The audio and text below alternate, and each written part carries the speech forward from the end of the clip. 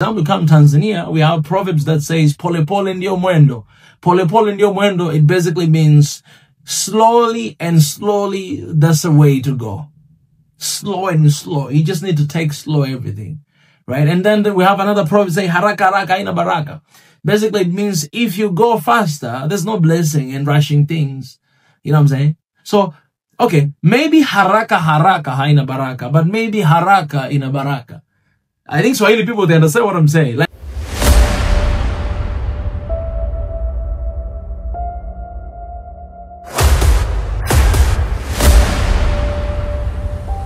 this is the journey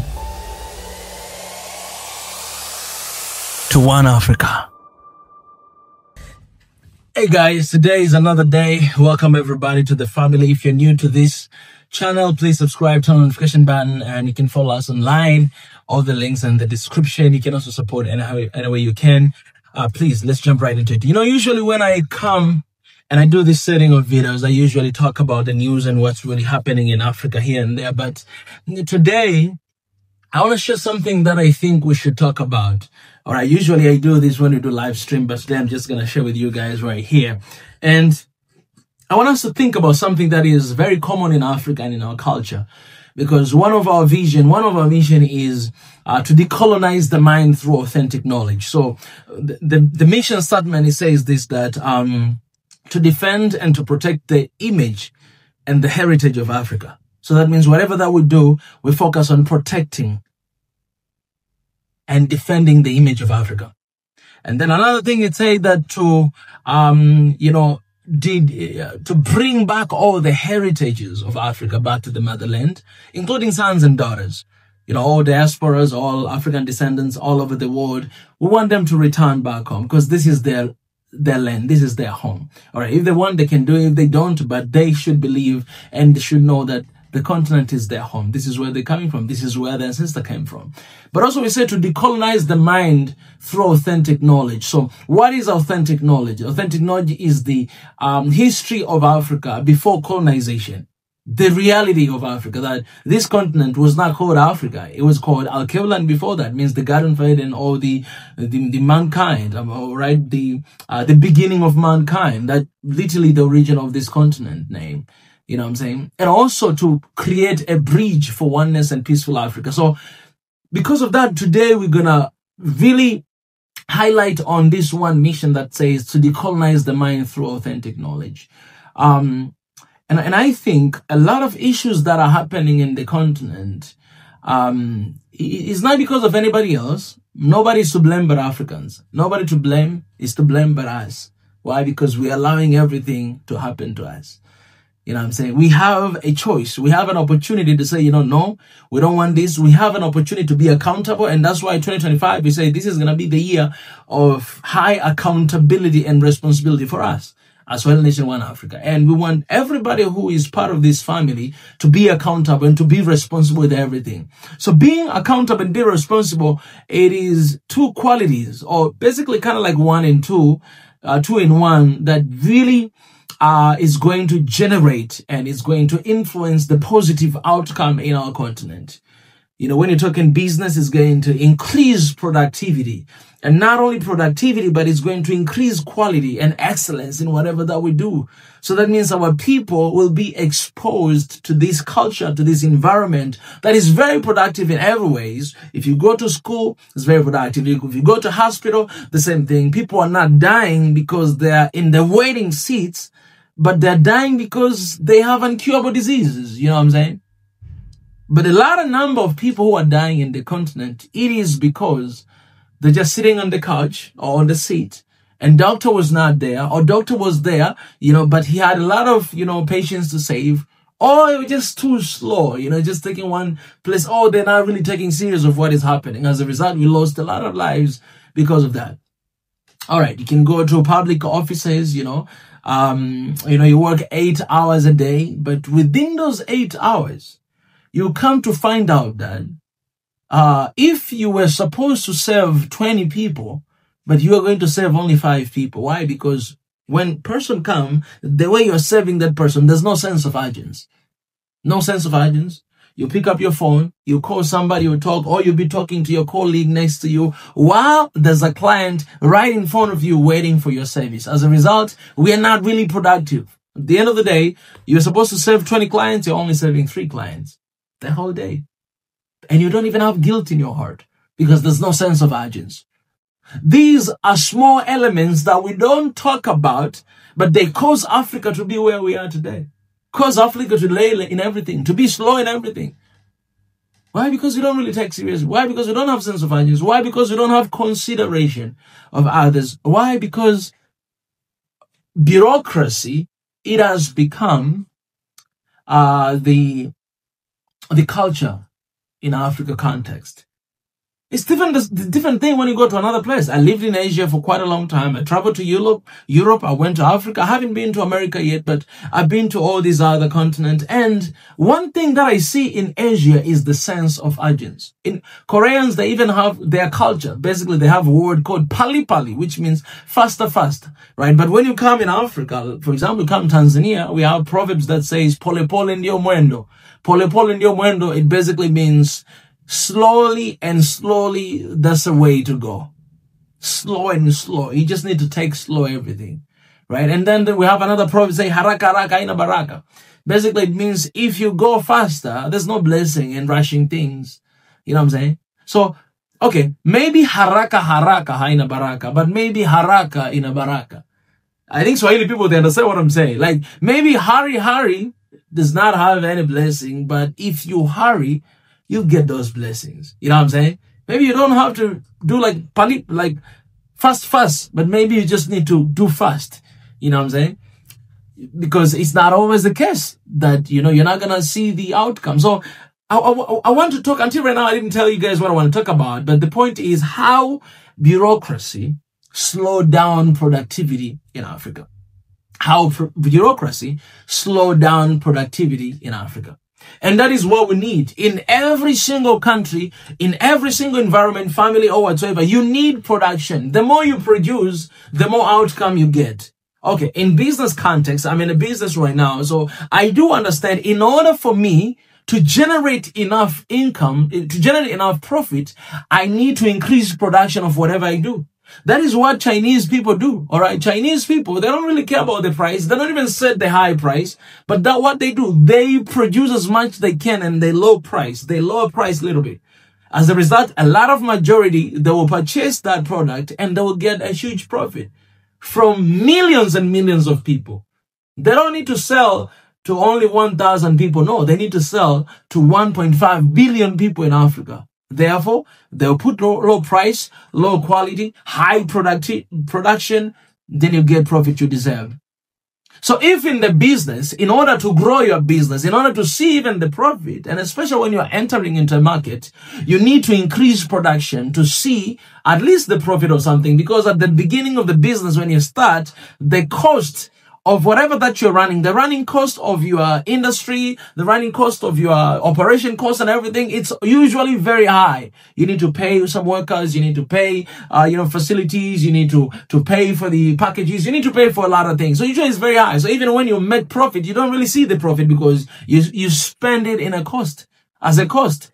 You know what I'm saying? So the only way for as a business to survive, you need to increase production. So when you come in the context of continent, the only way for continent to survive, the only way for continent to grow in every single sectors that we have, maybe government sector, private sector, health sector, education sector, production sectors, and everything, you need to increase productivity of whatever you do in order to see the outcome.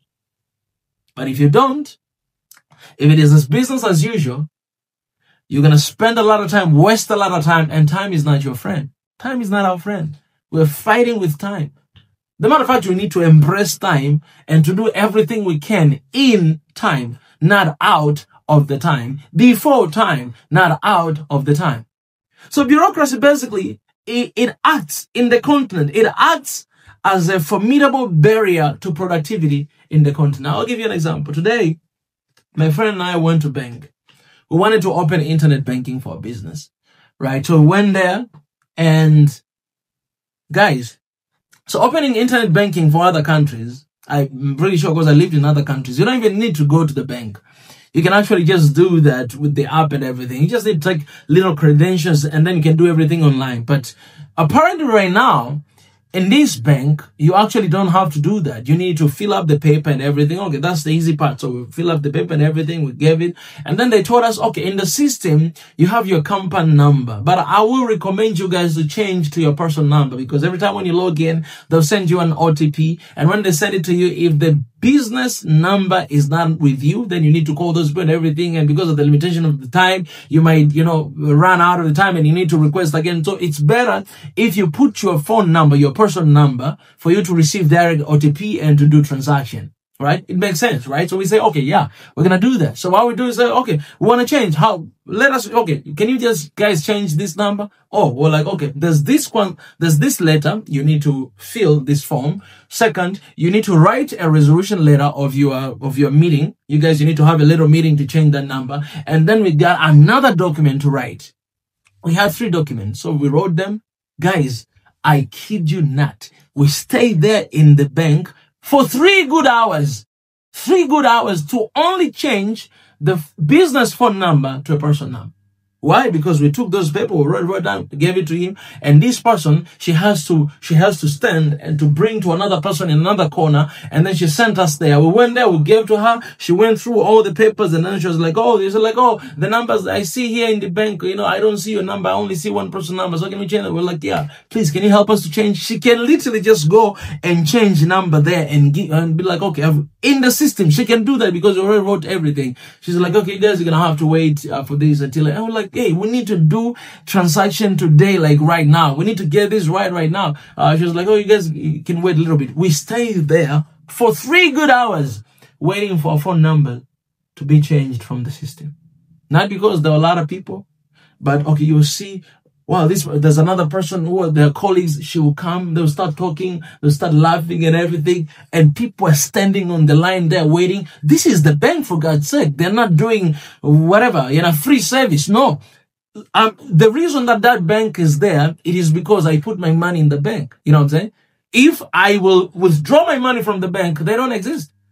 They don't exist. They need clients, customers to put their money in order for them to operate. But if you don't have that view, then you're not operating at all. This person just stayed there for 3 hours. Later on, another lady, she came to us and she was like, hey, I think right now we're going to get through this. So I think until evening or tomorrow, you guys will get an email that everything is done. And then we walked away. We still don't have internet banking. We need to go and to wait. So, okay. Did we do transaction until right now? No, we did not do transaction. So while standing there and with my friend, we're like, man, we lost 3 good hours. We'll be able to do a lot of things. We'll be able to make a lot of money within these 3 hours. We'll be able to do a lot of things. Even these guys, look at this line. I mean, if they took 3 hours to save one person, and in the bank, they don't even stay there for 9 hours, only 8 hours to 7 hours, because they still go to lunch. So if they, only for 2 people, it took 3 hours. For one person, basically one company. So within a day, how many people they're going to serve?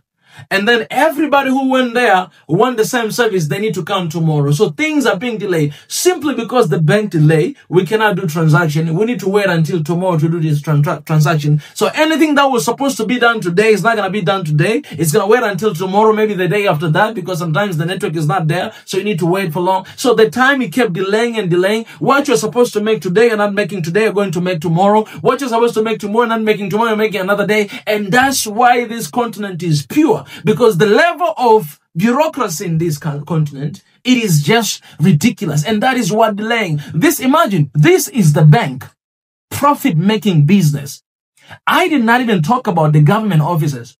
I did not talk when you go to hospitals. I have the numbers of people. Just recently, one of my friends, he said, she's doing internship in the hospital. She said, man, if you see how many pregnant women lose their baby just because they're in the waiting line or waiting chairs, nobody's there to save. And that is the same case in the entire continent of Africa. People are dying reckless death. We're losing a lot of billions of money every single day because of bureaucracy. Nothing is being done because everything, like things that can be done just within a second in another country through internet, you need to go to that person need to go talk to that person, then you need to move to go there. Something that one person can do and approve, you need to go to 5 different people. to get approved of whatever you're doing. Guys, entrepreneurs find themselves entangled in a web of permits, licenses, and documentations, each requiring time and resources. You need to get licensed. You need to get documents. You need to get permits. You need to get, and these permits, guys, let me even not start talking about this. These permits, you need to go to this office, and that office will send to another office, another, department. You need to go to another department, that department. You need to go to another sector, that sector. You need to just run around everywhere to receive, just to open your company. While all these things can be compiled in one department, and everything can be done, or can be done through internet. And things will be over like that. So because of things like this, Africa loses a lot of investors in the continent yearly. Number of investors, they don't want to invest in the continent because of bureaucracy. I have the names of my friends, diaspora, who wanted to do business in Africa. They even come all the way to Africa, but they failed because there's no sense of urgency, because there's a bureaucracy everywhere. I don't know. Something is not getting better because you're making it hard to find. No. Sometimes it's just ridiculous, because things is supposed to be very easy to see the production, to see the outcome that we want, but we make it too difficult and we see nothing because we're kicking people away. So businessmen, investors are very frustrated with Africa's system and then don't do nothing. I think one of the countries that it does better in the continent is Rwanda.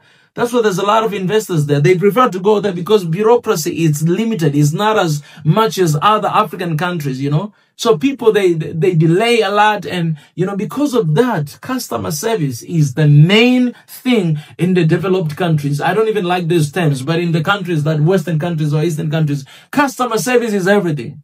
You go to Asia, if you've been to Asia, China, Korea or Japan, you will tell me. The customer says, even if you don't want to buy something, if you go to the shop, you'll end up buying something. Why? Because of the customer service. So guys, this bureaucracy slows down development in the continent. I know I'm not going to be able to say everything. You can talk about the government. You can talk about how just in order to do something, to build the roads or to build the industry, how long it takes. You're looking at the road and they'll tell you this is going to take 5 years. You're like, what in the world? Why does it have to take 5 years? Because they want to stay all the way until the end, and then they'll be like, we finish this, please. They don't want to do nothing. They are able to do almost everything, but they don't. So every leaders in Africa, take a look at Ibrahim Traore, what he has done in just 2 years. He has done tremendous things, crazy, incredible things in 2 years than presidents who have stayed in power for 20 years. That Cameroon president. In 20 years, they failed to do anything. But look at the president who stayed there for 2 years. So we need efficiency in government offices in the continent. We need efficiency in business in the continent. We need efficiency in the continent in order for us to see productivity that we deserve. Because right now we're producing less. And that's why even today, the continent, we're still importing food from outside. I was reading, the document. We spend more than $101 billion every single year to import 4 products. Rice, beans, sugar, and oil from China and other countries. Billions of money we spend. We have fertile land. We have the continent. If we reduce bureaucracy and if we work, we have a sense of responsibility, sense of urgency, sense of accountability. I'm telling you, this continent will not be importing food, but we will be exporting food outside because we have everything it takes to be successful. But bureaucracy is slowing us down in government level, in personal level, even in private sectors. Is slowing us down to see the Africa we want. So guys, if you're listening to this and if you're in the position of whatever doing anything, this is something that has to be changed. And potential investors need to be like, we need to respect them. We need to embrace them.